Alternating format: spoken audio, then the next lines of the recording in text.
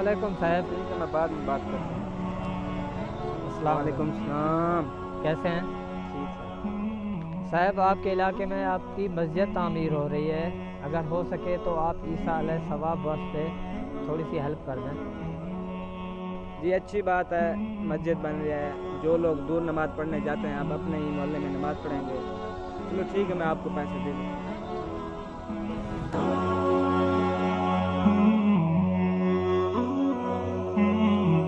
साहब बहुत शुक्रिया। ठीक।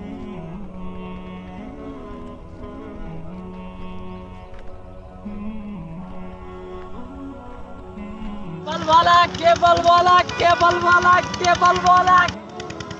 अस्सलाम वालेकुम। वालेकुम सलाम। क्या हाल है?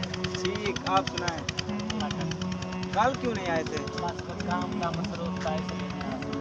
यार अब तो केबल आपकी अच्छी हो गई, पहले चैनल पर मक्खियाँ आती थी लेकिन अब नहीं आती। आपने 100 रुपया जो बढ़ा दिया है, अच्छा।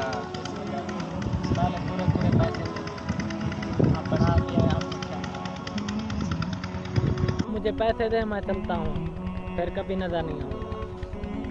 ओके, ये लें। सर मेहरबानी। ठीक है, ठीक है। आगे से टाइम पर पैसे ले जाना, ठीक है। केबल वाला केबल वाला।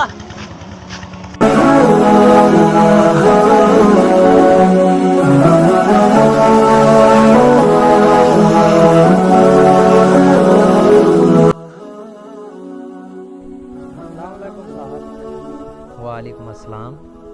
साहब आपके मोहल्ले में मस्जिद तामीर हो रही है, तो अगर हो सके तो थोड़ी सी हेल्प कर दें इंशाल्लाह सवाब के लिए। अच्छा चलो ठीक है,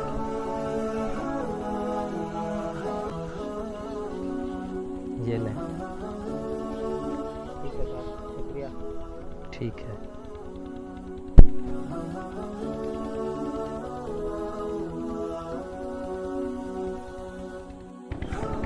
अस्सलाम वालेकुम सर, बात सुने मेरी। वालेकुम सलाम।